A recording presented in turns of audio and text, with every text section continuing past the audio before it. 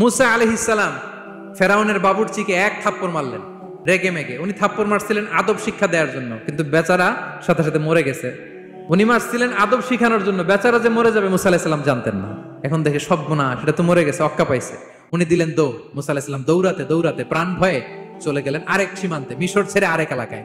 যে দেখে কিছু লোক ধাক্কাধাক্কি করে তাদের উটগুলোকে পানি খাওয়াচ্ছে, আর দুইটা মেয়ে পাশে চুপ করে বসে আছে। উনি বুঝতে পারলেন মেয়েগুলো এই ইয়াং ছেলেদের সাথে ধাক্কাধাক্কি করে টিকতে পারবে না। উনি এগিয়ে গেলেন, বললেন তোমরা পানি খাওয়াবা ওটদেরকে? হ্যাঁ খাওয়াবো, আসো। উনি ওটগুলো নিয়ে সবাইকে সরিয়ে পানি খাইয়ে দিলেন, মেয়েরা চলে গেল।